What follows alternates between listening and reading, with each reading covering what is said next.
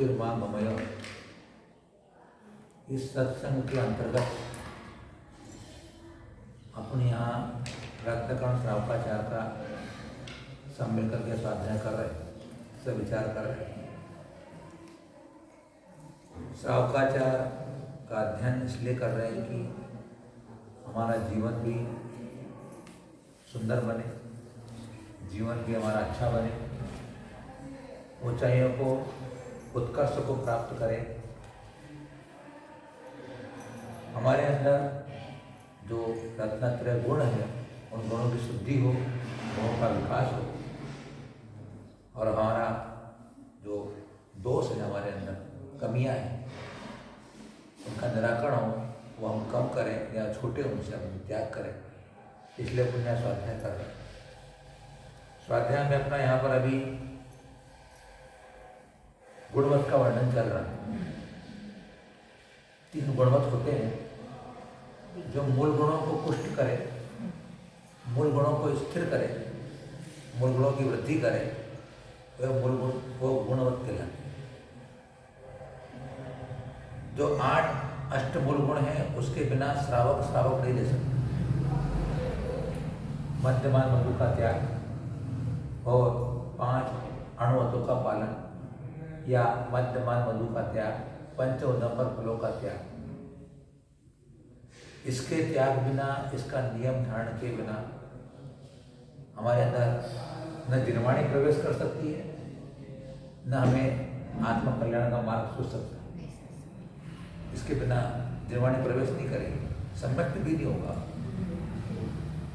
तो अब व्यवहार में तो आपको मध्यमान मधु का त्याग और 5 उद्दंपरों का त्याग होना चाहिए। अब यह कुलाचार है, अपना कुलाचार है। जैन कुल में उत्पन्न हुए हो तो कुलाचार है। तो उन 8 मूल गुणों का संवर्धन शील से होता है। तो 3 गुणवत्त शास्त्रीय की चर्चा की, दिग्व्रत, अनर्दंडवट और भोग परिमाण। तत्वा सूत्रकार ने अलग लिया, इन्होंने दिग्व्रत देश को अनर्दंडवट लिया, इन्होंने दिग्व्रत अनर्दंड भोग परिमाण लिया। कुछ भी हो, अहिंसा की रक्षा करना है। अहिंसा मूल धर्म है अपना। उस अहिंसा धर्म की रक्षा करने के लिए ये सब बातें हैं। तो हमने इसमें कोई अंतर नहीं पड़ रहा है। दिग्व्रत में जो पहला था उसको जीवन पर्यंत के लिए 10 दिशाओं में सीमा कर लेना पड़ता है कि 10 दिशाओं में आने जाने की सीमा कर ली जाती है, वह जीवन पर्यंत के लिए होती है। लेकिन उसके लिए भी समुद्र है, नदी है, पर्वत है, वन है, आदि को आधार बना करके, योजन को लेकर के, देश को लेकर के हम सीमा करें 10 दिशाओं की कि इन क्षेत्रों में इतना मैं आवागमन करूंगा। उसमें आवागमन का उद्देश्य वही है कि मेरा उतना आराम साराम, उधर की तृष्णा, उधर की इच्छाएं, लोभ कसाय, इन सब की कमी करने के लिए। क्योंकि जो बाहर में जो व्रत धारण किए गए हैं उनका उद्देश्य हमें मालूम होना चाहिए सही ढंग से कि मैंने जो बाहर में जो कुछ भी मैंने जो आचरण स्वीकार किया है वो अंतरंग की शुद्धि के लिए किया। अंतरंग में मेरे अंदर जो अनादिकालीन कर्मों के विपाक से भाव होते आ रहे हैं, जो मेरी इन पंचेंद्रिय के विषयों में पर पदार्थों के प्रति आसक्ति की बनी हुई है, वो सब मेरी कम हो। जब तक चावल का छिलका नहीं निकलते हैं तब तक अंदर की लड़ाई भी नहीं जा सकती।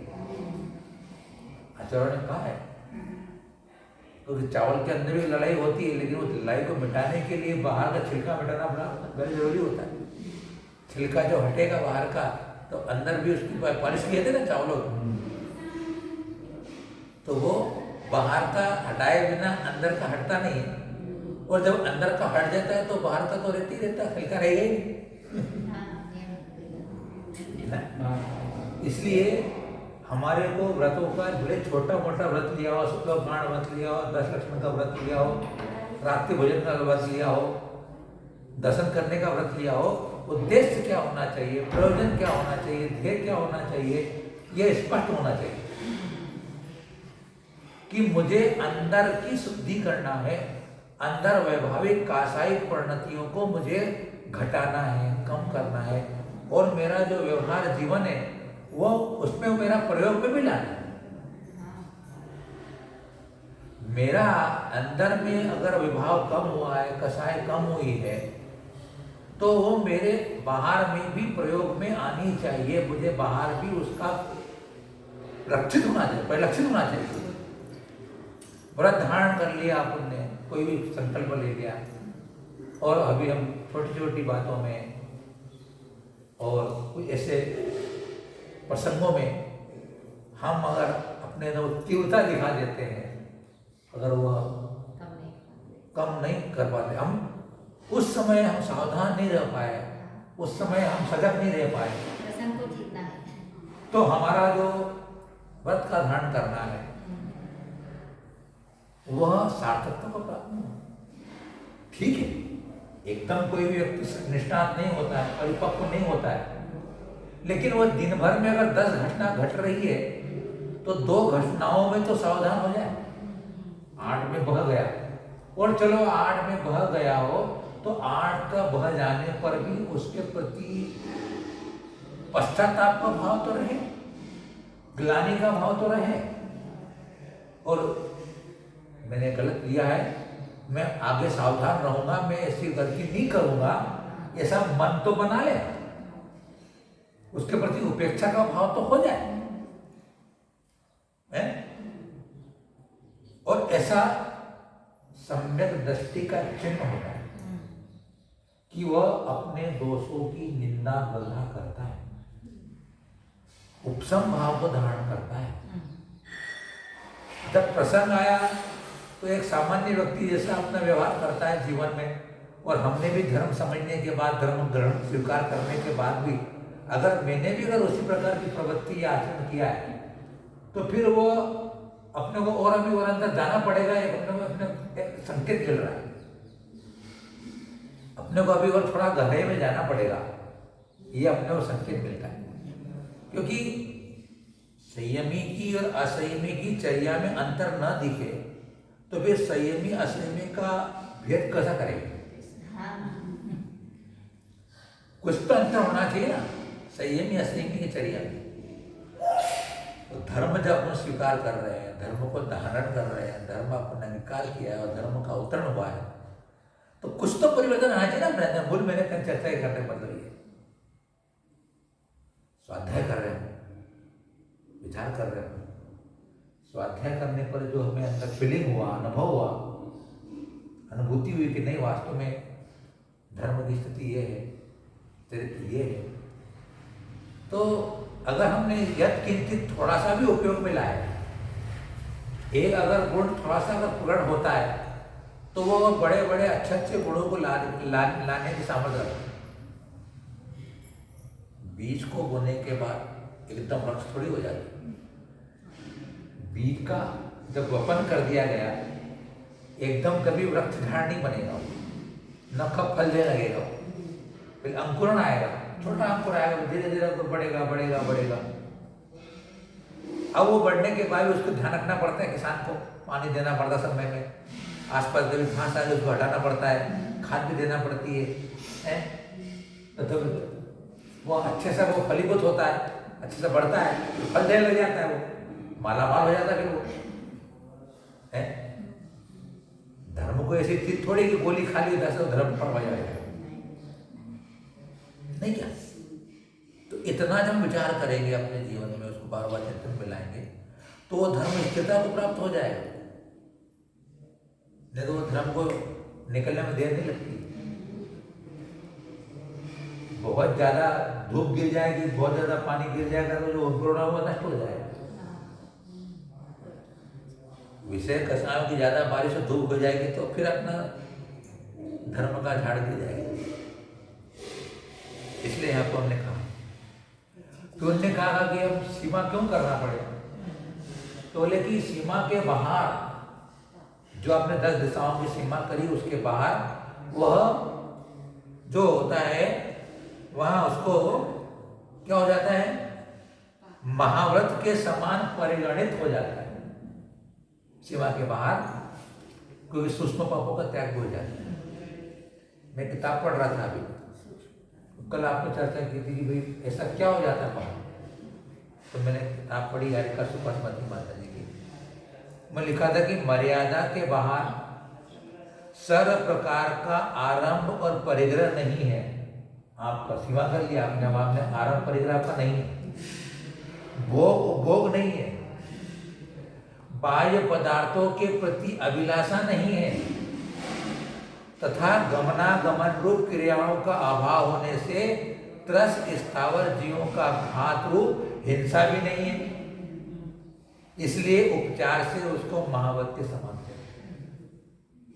इतनी बातें घटती है अपने क्षेत्र में रहने में, तो आप गमनागमन भी कर रहे हैं, भोग भी हो रहा है आपको सीमा के अंदर में, आरंभ तरम भी हो रहा है आपका, इसलिए यहाँ पर आपकी सूक्ष्म हिंसा अभी नष्ट नहीं हुई। बादल का आपने त्याग कर दिया है, सूक्ष्म का घात नहीं हुआ, इसलिए यहाँ सीमा में आप महावर्ती नहीं हो, सीमा के बाहर आप महावर्ती हो, महावर्ती ये बात है। क्योंकि बोले जब मैं बाहर जा रहा हूँ तो फिर मेरे को उसमें पाप होने क्या होता नहीं होने, ये इन चीजों के कारण अपने वहां पे सूक्ष्म पाप बच रहा है। तो अब जब इसकी बात है तो दूसरा हेतु दे रहे हैं कि वह महाव्रती के समान क्यों हो जाता है। ये तो एक व्यवहार बता दिया, सिद्धांत की बात बता रहे हैं। प्रत्याख्यान तनुत्वा मंदतराचरण मोह परिणाम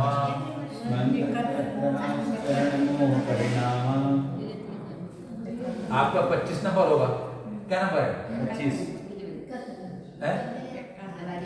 हाँ तो हमारे वो क्रम से नहीं अलग अलग है, इसलिए आप इकट्ठा होगा।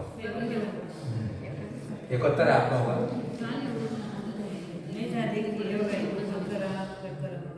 ये हो चुका अपना, कल हो गया था ना, ये भी हो गया था ना अपना कि महाभारत का कमान क्यों नहीं आता है। आइए चलेगा 25 नंबर मिल गया ना। प्रत्याख्यान तनुत्वान् मंदतराश्चरण मोह परिणामा सत्वेन दुरवधारा महाव्रताय प्रकल्प्यन्ते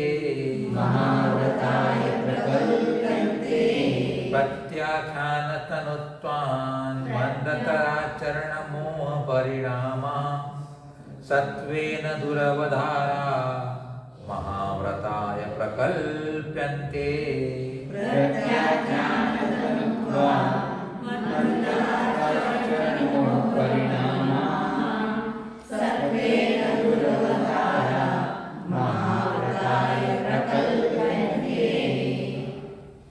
प्रत्याख्यान तनुत्वात्, या प्रत्याख्यान सब शब्द आया है, लेकिन प्रत्याख्यान वर्ण कसाय लगाना। प्रत्याख्यान तो त्याग को कहते हैं, यहाँ पर भीमसेन, किसी व्यक्ति का नाम क्या हो, भीमसेन हो, देवदत्त हो, तो हे भीम, तो भले अपन सेन नहीं बोला तो भी भीमसेन से भीम ही आ जाता है। उसी प्रकार प्रत्याख्यान वर्ण यहाँ अपने को लेना पड़ेगा। प्रत्याख्यान वर्ण कसाय का नाम नहीं दिया आचार्य भगवान ने, लेकिन प्रत्याख्यान वर्ण कसाय के मंदतर हो जाने से, तनु ने हल्का, पतला, सूक्ष्म, इसको बोलेंगे। तो प्रत्याख्यान वर्ण कसाय के मंद हो जाने से, और क्या हो गया, उसके कसाय के कारण मंदतर, तो प्रत्याख्यान वर्ण जो कसाय है उसके मंद उदय होने से क्या हो गया, मंदतराह, वो अत्यंत मंद अवस्था को प्राप्त हो गई।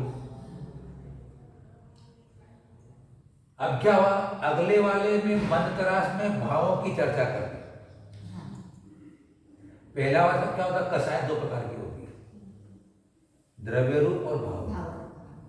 तो जो कर्म है वो द्रव्य रूप है, क्रोध मान माया लोभ जो कर्म है वो तो द्रव्य रूप के लाते हैं। और उन कषायों के उदय में जब भाव होता है जीव का, वो भाव रूप होता है।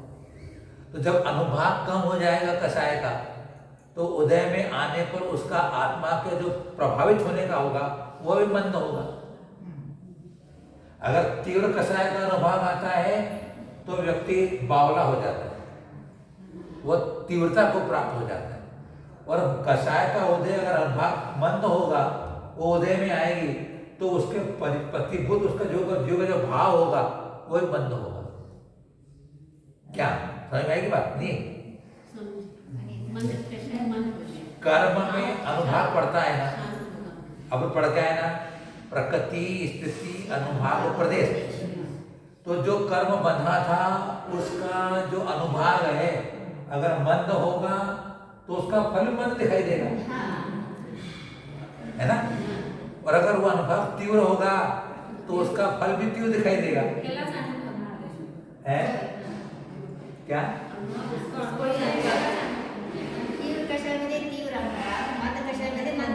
ये तो यहाँ मंद हो गया ना, तनु हो गया ना।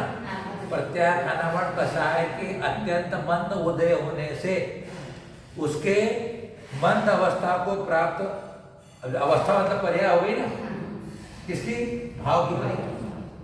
तो होने से सत्वेन दुरवधारा, उसके अत्यंत मंद अवस्था के हो जाने से अस्तित्व में, सत्व ने अस्तित्व को बोलते हैं, अस्तित्व में या उसके होने पने में, अस्तित्व पने में भी उसको अवधारण करने में, दूर उसके अस्तित्व को जानने में, पहचानने में, पकड़ करने में बड़ी कठिन हो गया, पकड़ में नहीं आ रहा। प्रत्याख्यान वर्ण कषाय का तनु अत्यंत अल्प उदय होने, अनुभाग मद उदय होने से उसके जो परिणाम हुए उसका अस्तित्व इतना सूक्ष्म हो गया है कि पकड़ में नहीं आ रहा है,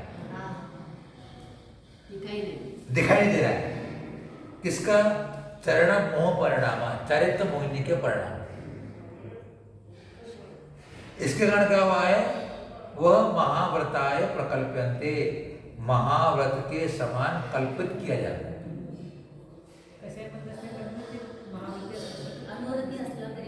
अनुव्रति होते हुए भी प्रत्याख्यानावरण कषाय का काम क्या होता है कि वह महाव्रत को धारण होने नहीं देती, क्योंकि वहां प्रत्याख्यानावरण कषाय का उदय इतना थोड़ा तीव्र है, नहीं तीव्र है कि वह महाव्रत रूप सकल संयम को धारण नहीं करने देती उसके भाव में। लेकिन वह कषाय अब इतनी मंद हो गई जो कि महाव्रत को नहीं होने दे रही थी, उसके इतना अनुभाग या इतना कम हो गया प्रभाव कि अब वह महाव्रती के समान दिखाई दे रहा है।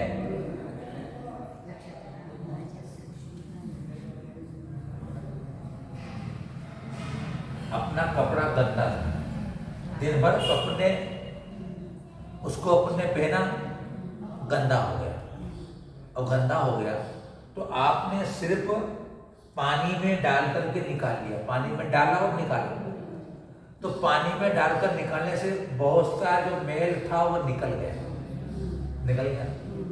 थोड़ी चमक आ गई ना, थोड़ा सफेदी आ गई। अब आपने कहा कि नहीं यार पूरा साफ नहीं हुआ, आपने साबुन लगा दिया, साबुन लगाकर सिर्फ साबुन लगाई और फिर अपने पानी में डाल के निकाल दिया, तो पहले से फिर सफेदी आ गई। अब तुमको और सफेदी चाहिए था, आप ब्रश लगा रहे हैं, कूट रहे हैं, मुंगरी से फटाका मार रहे हैं। अब क्या हुआ? और मैं और ज्यादा निकल गया। बोले नहीं यार अभी तीनों पानी डाल दिया, तो जैसी चमक पड़ रही, मेल कम हो रहा है। तो जितना जितना मेल कम हो रहा था उतनी उतनी विशुद्धि बढ़ रही थी उसकी। लेकिन प्रत्याख्यान का उदय तो है, लेकिन इतना है कि अभी सिर्फ साबुन से नहीं धो पाया है, या साबुन से धो लिया है, ब्रश नहीं लगाया। ब्रश लगाएगा तो फिर निकल जाएगा, फिर समावर्ती हो जाएगा। अब उदाहरण समझ में आ गया ना। तो यहाँ प्रक्रिया वो चल रही है कि अभी वो अणुवती ही है, लेकिन जो प्रत्याख्यानावरण कषाय जो कि महाव्रत नहीं होने दे रही थी, उसका इतना मंदतम उदय हो गया है कि अब वह महाव्रत के समान दिखाई दे रही है। ये बात मंद मंदतर आणि मंदतम। हाँ, मंद मंदतर मंदतम, तो मंदतम होगी। मंद में थोड़ा अभी पानी में डुबो के निकाल दिया, मंदतर में क्या हुआ है कि साबुन लगा दिया, मंदतम में अपने ब्रश लगा के साफ कर दिया। ऐसा क्योंकि अभी अपन समझेंगे अभी बात को। उदय में मन तो नहीं आता, तो मन से आती है ना? नहीं, वो हमारे परिणामों से वो प्रभावित होती रहती कसाय अंदर कर्म।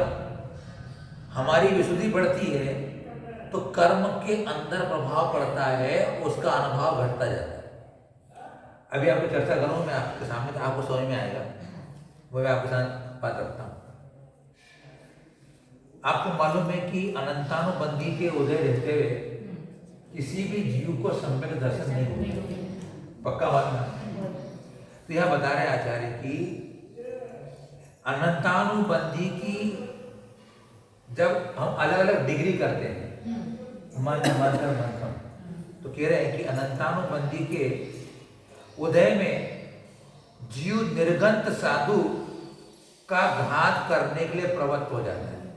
जब अनंतानुबंधी का तीव्र उदय होता है तो उस तीव्र उदय में वह जीव एक निर्गंत मुनि की हत्या करने का मन बना लेता है।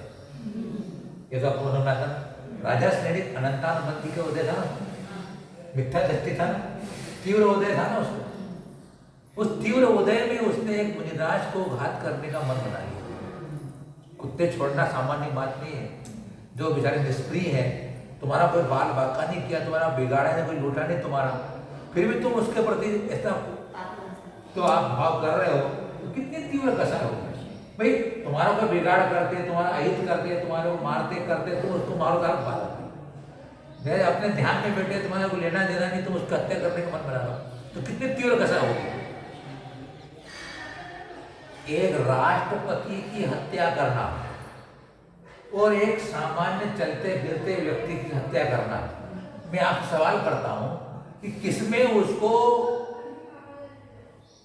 कसाय को तीव्र करना पड़ेगा, है ना। एक कसाई भी मुर्गे को काट रहा है, उस कसाई को बोले कि तेरे को राष्ट्रपति की हत्या कर रहा है, क्या करेगा वो? मुर्गे को मारने में कसाई उसको इतनी नहीं करनी पड़ रही।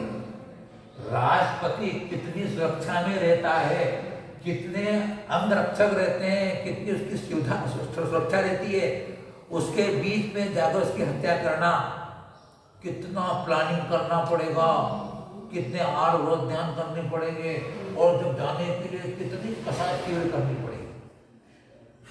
एक मुर्गे को काट रहा है, वही व्यक्ति हत्या कर रहा है, तो कसाई अंदर पड़ रहा है। तो अनंतानुबंधी के उदय में एक मुनि को मारने का भाव हो रहा है, और वही अनंतानुबंधी मंदतर हो जाती है तो वही एक मुनिराज के व्रत धारण कर लेता है। अब खबर पड़ी ना, समझ में आ गई ना बात। कसाय एक ही है, अनंतानुबंधी कसाय ही है। अनंतानुबंधी के तीव्र उदय में मुनि को घात करने के परिणाम हो रहा है, और वही जीव अनंतानुबंधी का मंदतर उदय हो जाता है तो वह व्रत धारण कर लेता है और 9 ग्रेव तक चला जाता है, वहां 7 नरक में जा सकता है।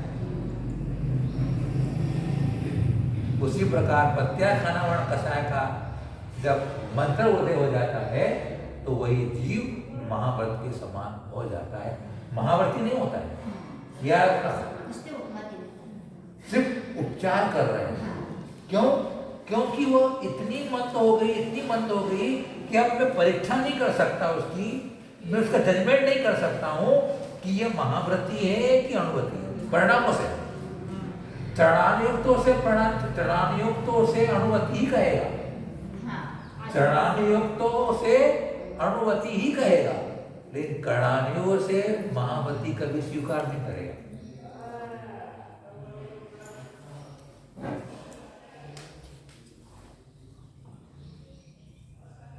अनंतानुबंधी के उदय में मिथ्या दृष्टि होते हुए भी जिसने व्रत धारण कर लिया है, चरणानुयोग उसके पड़गान करेगा, नौदा भक्ति करेगा कि नहीं करेगा?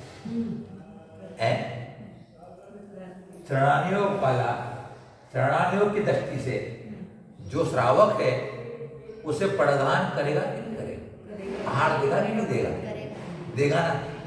लेकिन जब कर्णानुयोग खाते में जाएंगे तो कर्णानुयोग कहता है कि तुम महावर्ती नहीं हो, हाँ। तेरे को तो मिथ्या गुणस्थान जन्य पाप बंद होगा। म्हणतात की मुनीसारखं आरिकासारखं आचरण करतात असं उपमा उलटे होते।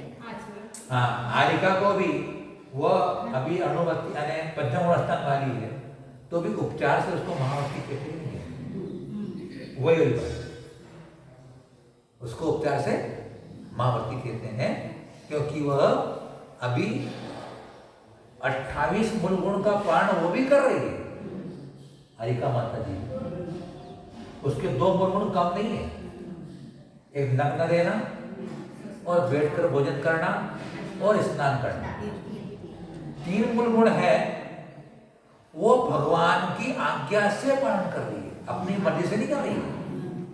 इसलिए उसके भी वो मूल गुण है, 28 मूल गुण उसके भी है, हम मूल गुण कम नहीं कर सकते। लेकिन शरीर की संरचना के कारण उसको भगवान का आदेश है कि तुम 2 साड़ी रख सकते हो, पहनोगी एक ही, 2 रख सकते हो। बैठ के आहार करने का इसलिए कहा गया कि वो तेरा जो षष्ठो है, शरीर रचना है और तुम वस्त्रधारी हो, इसलिए आप खड़े होकर के नहीं कर सकते, इसलिए आपको बैठ के भोजन करना है। और तुमको जो अशुद्धि होती है इसलिए तुमको स्नान भी करना है। तो इसलिए उनके वो 3 मूल गुण तो आगम आज्ञा से पालन कर रही है, अगर आगम की आज्ञा नहीं होती तो नहीं पालन करती वो, इसलिए वो उपचार से महावर्ती कही गई है। और कई कई शास्त्र में तो महावर्ती कहा है, मूलाचार में संयमी कहा है, तपस्विनी कहा है, आर्या कहा है, और यहां तक कहा है कि जो मुनियों की चर्या है वही चर्या अन्य जो उनके लिए मुनियों का आदेश दिया कि कैसे आपको उठना है, बैठना है, मुनियों का या गुरुजनों का सम्मान करना है, कैसा करना है, सारी व्यवस्था उनके दे रखी। तो शास्त्रों में वट्टकेय स्वामी ने मूल गाथाओं में संयमी कहा है, तपस्विनी कहा है, आर्या कहा है, तो वो किस अपेक्षा से कहा गया है उसको समझना चाहिए होगा। इसलिए वो परिग्रह होकर के परिग्रह नहीं है, वो परिग्रह एक एलग जी लंगोट रख रहे हैं तो भी उसको परिग्रह कहा गया है। एलग जी को भी गुणस्थान 5वां है, हरिका माता को 5वां गुणस्थान है, लेकिन दोनों के संयमी लब्धि स्थान अलग अलग रहे। शास्त्रों में कर्णानुयोग में लब्धि स्थान की चर्चा की गई है, लब्धि स्थान की 5वें गुणस्थान के परिणाम एक तिरंच को भी होते हैं, एक 5वें गुणस्थान के परिणाम मनुष्य को भी, गृहस्थ में रहने वाले गृहस्थ को भी होते हैं, एलक को होते हैं, क्षुल्लक को होते हैं और हरिका को होते हैं। तो उनके लब्धि स्थानों का अंतर है। आप उन्हें एक गृहस्थ ब्रह्मचारिणी की कैटेगरी में नहीं बैठा सकते, गृहस्थ ब्रह्मचारिणी की कैटेगरी में नहीं बैठा सकते, क्योंकि उसके लब्धि स्थान है। गृहस्थी में जो घर में आरंभ पंच सोने की त्यागी होती है हरिका माता।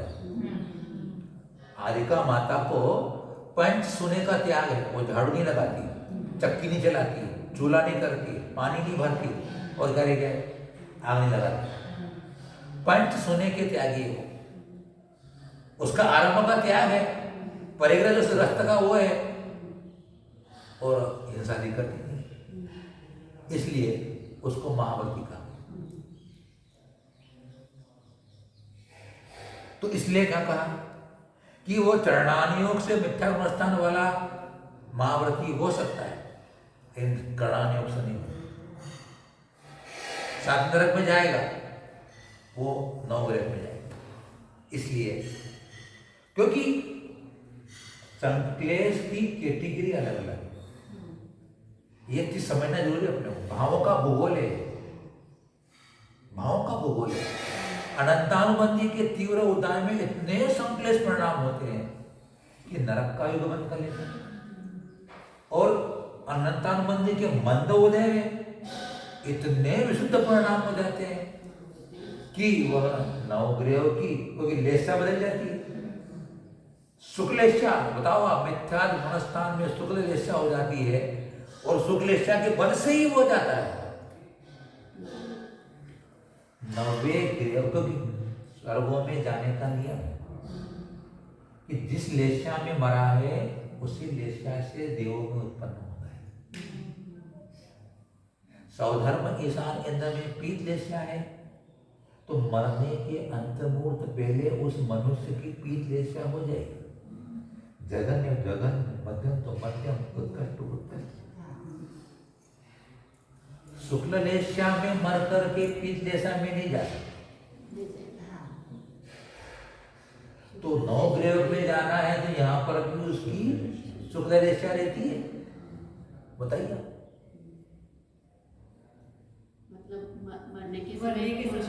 मरने के अंतर्मुहूर्त पहले, भले ही उसकी पहले अंतर्मुहूर्त पहले शुक्ल लेष्या चल रही होगी, लेकिन शुक्ल लेष्या अंतर्मुहूर्त के मरने के पहले उसको जाना है तो शुक्ल लेष्या कन्वर्ट होकर के पीत लेष्या में आ जाएगी। क्रमशः पीत से घट करके पद्म में आएगी, पद्म से इसमें आएगी, पीत में आएगी। ये सारे गणित जीव कांड में प्राय बड़ा लेष्या समझना बहुत जरूरी है। लेष्या मेरे अंदर के भावों की पहचान है। लेष्या हर पदार्थ की लेष्या। वो तो दिखाई नहीं देगा। कौन? लेष्या दिखाई नहीं देगी, लेकिन लेष्या का प्रभाव बाहर दिखाई देगा। प्राणी मात्र के प्रति मैत्री का भाव का लक्षण दिया है कि पीत लेष्या वाले को जाए। तीव्र वैर भाव रखने वाला कृष्ण लेष्या वाला। हमारे बुजुर्ग कहते हैं कि अपने जीवन में 4 बातें याद रखो, उसको चिंतन मिलाता है वो। सबसे पहले कहा कि लेष्या के स्वरूप को समझो। 6 लेष्या होती है। उसके बाद में गुणस्थान का स्वरूप तुम्हें मालूम होना चाहिए, नंबर 2। नंबर 3 कहा कि जो आश्रव के कारण है वो आपको याद लेना चाहिए। आश्रव के कारण और बंध विच्छुत्ति। विच्छुत्ति किस गुणस्थान में किसका बंध का अभाव होता है। अगर कोई किसी रत्नत्रयधारी की धार्मिक व्यक्ति की निंदा कर रहा है तो निंदा का बंध कहां तक होता है? नीच कर्म का, नीच गोत्र का बंध कहां तक होता है? दूसरे गुणस्थान। नीच गोत्र का बंध दूसरे गुणस्थान तक होता है। दूसरे गुणस्थान से आगे नीच गोत्र का बंध नहीं होता है। अगर तो सम्यक दृष्टि है तो तू दूसरे की निंदा अगर कर रहा है तो अब तेरा जो गुणस्थान गिर गया,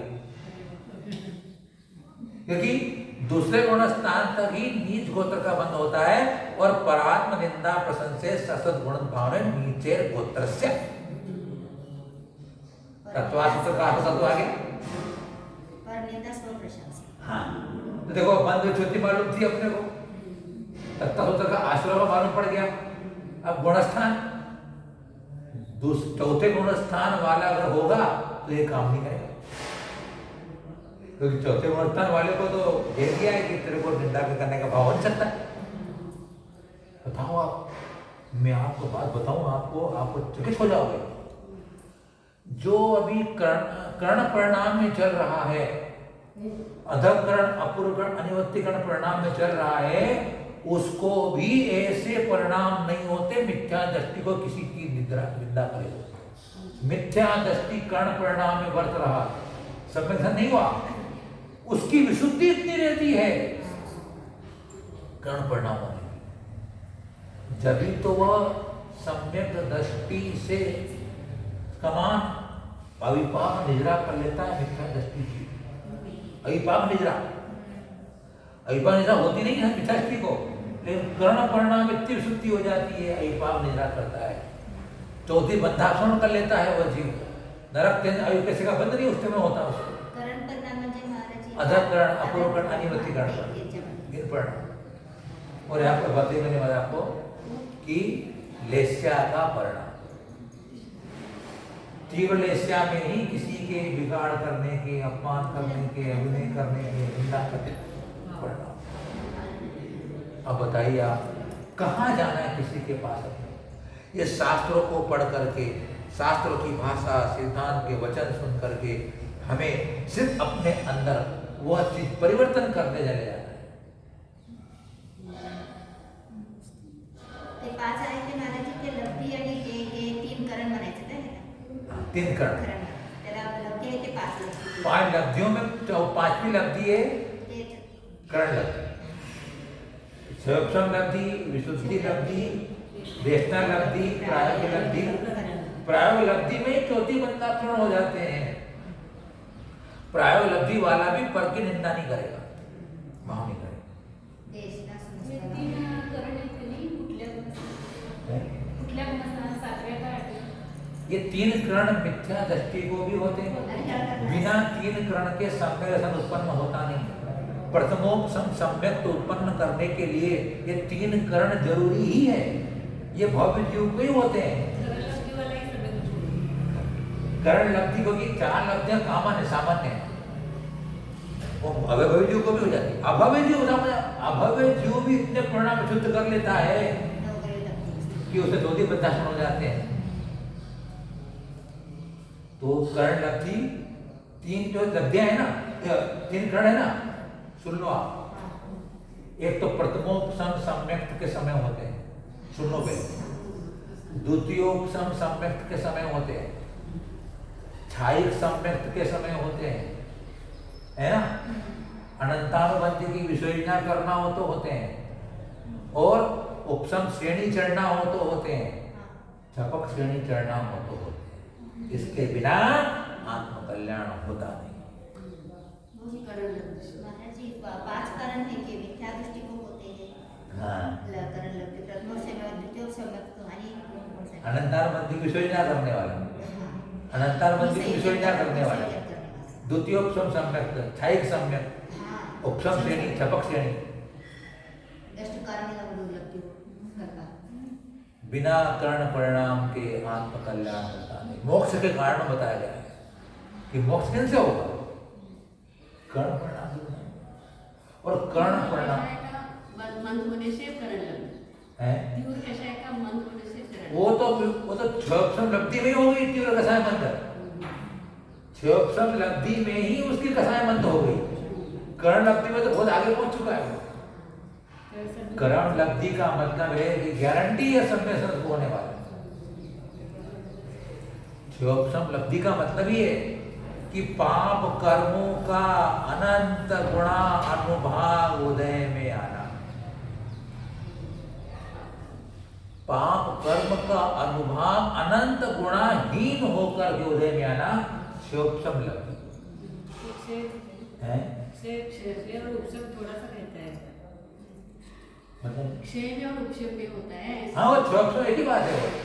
जिनका क्षोभम होता है, क्षोभम होता है तो अनुभाग जब कम हुआ, अब पढ़ गए अनुभाग। क्षोभम में क्या होता है? उद्याभावी क्षय में क्या होता है? अनुभाग अनंत गुणाहीन होकर भी तो आता है क्षोभम लब्धि में।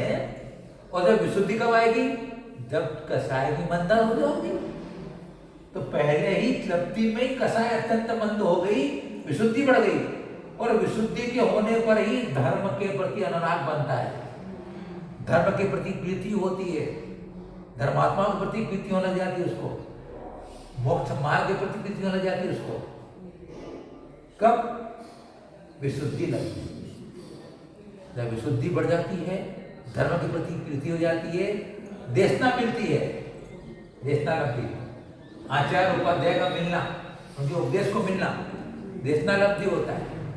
और देशना लब्धि जब उसको ग्रहण हो जाती है, धारणा बन जाती है, तब तो यही है, ऐसा मानसक बन जाती है।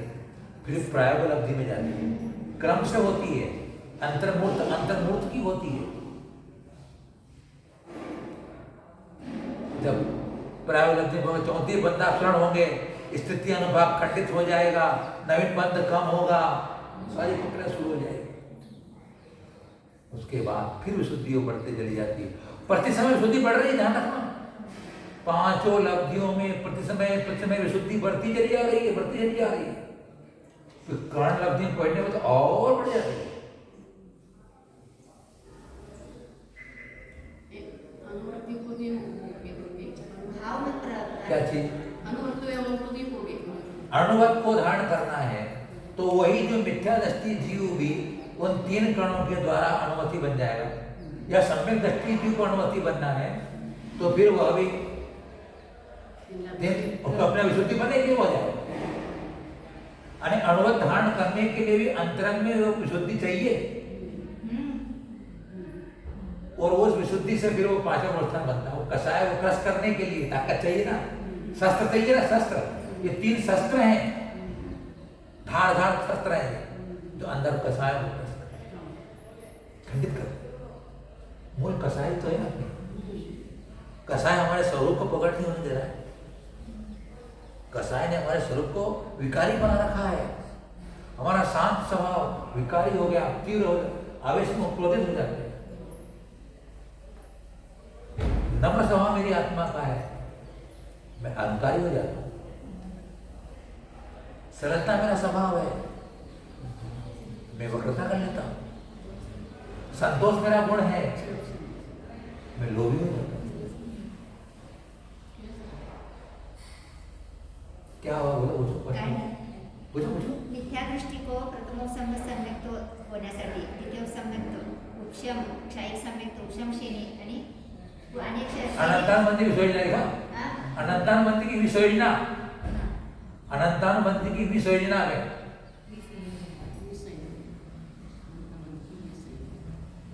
चतुर्स्थान वाला नरक का नारकी भी इन 3 कर्ण परिणामों से अनंतानुबंधी की विसर्जना कर लेता है।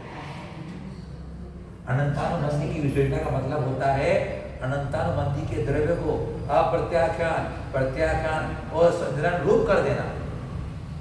इतनी विशुद्ध नरक में नारकी जीव, सम्यक दृष्टि जीव, इतनी विशुद्धि सम्यकमध्ये तेवढं ताकद आहे। सम्यकमध्ये तेवढं शक्ती आहे। ही शक्ती आहे की सम्यक म्हणजे सम्यक तेवढी खरे सम्यक्त की शक्ति है। सम्यक्त में आना में विसर्जन नहीं होती है, सम्यक दृष्टि को।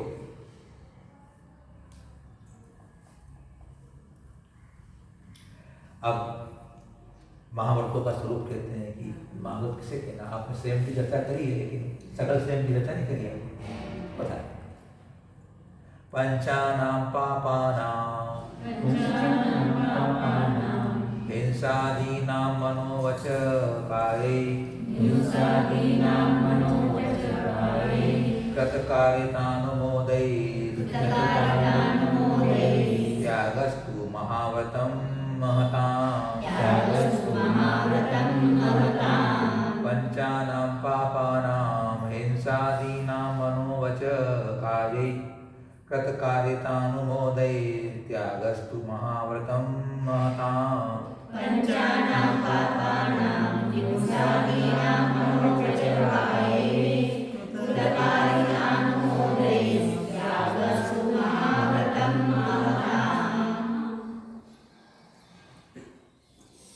हिंसादीनां पंचानां पापानां, हिंसादी 5 पापों का, मनोवच काये, मन वचन काय के द्वारा, कृत कारितानुमोदई, कृत कार्य अनुमोदन से, त्याग जो त्याग होता है, वह महताम महाव्रतम, वह आपके नाम से महापुरुषों का, महता माने महापुरुषों का महाव्रत होता है।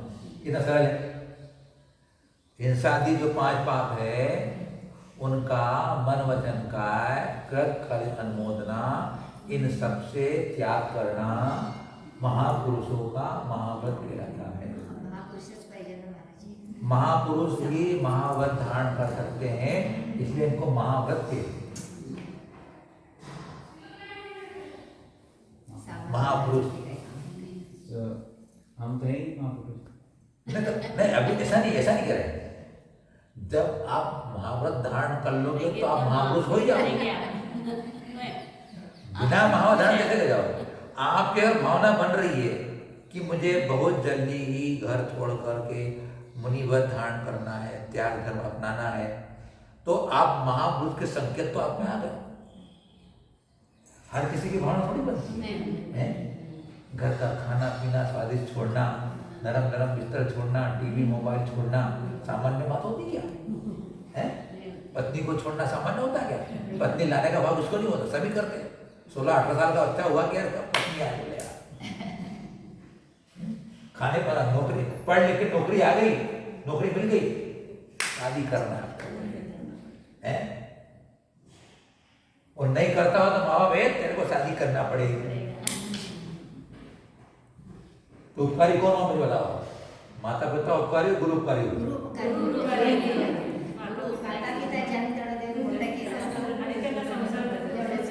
इसलिए उनको सपर उपकारी कहते हैं। माता पिता भी गुरु तो है, लेकिन सच्चे गुरु कौन से? सपर उपकारी। और वही धर्मात्मा है, वही धार्मिक पुरुष है, वही एक ज्ञानी व्यक्ति है जो पर का कल्याण भी सोचता है, पर का हित भी सोचता है, पर का भला सोचता है। इसलिए तो आपको महान से इतना बता रहे हैं ना। संसारी जीव स्वपर कलेने नसतात एवढं डोकं बडवून क्योंकि स्वार्थ, कोई स्वार्थ नहीं है, कोई स्वार्थ के लिए जहाँ स्वार्थ है वहाँ धर्म नहीं हो सकता। ठीक है, हमको क्या है, अगर आप मोक्ष मार्ग को पकड़ लोगे तो आपका और आपके तरफ फिर और लोगों का भला हो जाएगा, आपके तरफ और भला हो जाएगा, लोगों का और भला होगा। ये परंपरा चली रही है। आपके साथ सबका भला है होगा। ना? तीर्थंकर भगवान कितने परोपकारी थे, कितनी अंदर भावना चल रही थी कि उनको उपदेश हो रहा है, सहज उत्पन्न हो रहा है। बताओ कितनी उनने तीर्थंकर बनने के पहले कैसी भावना पाई थी कि अब बिना सोचे परोपकार हो रहा है। जीवधनी अगर नहीं खिलती, धर्म मार्ग पर नहीं मिलता, तब हम कैसा हित करते हैं, कितने दुखी रहते हैं अपन लोग। म्लेच्छ खंडों में धर्म क्यों नहीं है? वहां तीर्थंकर नहीं। म्लेच्छ खंड में गुणस्थान मिथ्या, तो ही ध्यान रखना, म्लेच्छ खंड में गुणस्थान एक मिथ्या तो ही है, वहां धर्म है ही नहीं। षट कर्म तो है, षट कर्म है तो खट कर्म भी है, षट कर्म है तो खट कर्म भी है। तो आइए अपना कल के 97 की कथा अब थोड़ी सी करने, वो छोटी सी कथा है। तो कथाओं के सुनने से, कहानियों के सुनने से अपने को डरता है, मन में विश्वास बढ़ता है और प्रेरणा मिलती है। तो एक कथा है जम्बूद्वीप में, विदेह क्षेत्र, पूर्व विदेह क्षेत्र, उसमें पुष्कलावती देश और उसमें पुंडरकिनी नाम की नदी। वहाँ पर दो मित्र रहते थे, एक दीनदेव, एक धनदेव। धनदेव सत्यवादी था, सत्य बोलता था, सत्य का आचरण करता था मतलब, और जिनदेव थोड़ा असत्यवादी था, झूठा था। उन दोनों मित्रों ने बिना गवाही के, बिना लिखा पढ़ी के, बिना किसी साक्षी के ऐसा विचार किया कि अपन जो भी कमाएंगे मिल करके उसका आधा आधा अपन बांटेंगे। ऐसा विचार करके वे दोनों व्यापार करने के लिए विदेश में चले गए विदेश में, और विदेश में जाकर के खूब धन कमाया और धन कमाकर अपने देश में आ गए। और देश में आने के बाद उन जिनदेव ने जो अपना संकल्प किया था, जो उन्हें मनस बनाया था,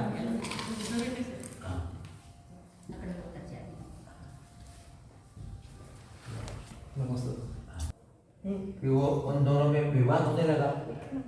न्याय करने, कुटुंबों के बीच अपनी बात रखी, देखो हम दोनों ने ऐसी बात करी थी कि आधा आधा हम पैसा जो भी कमाएंगे आधा आधा बांटेंगे।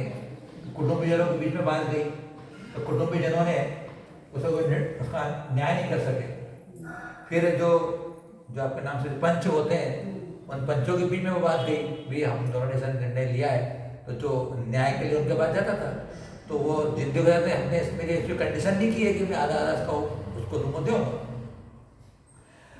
पंचों से भी बात नहीं निपटी, तो ऐसे बात करते करते राजा के पास वह बात पहुंची।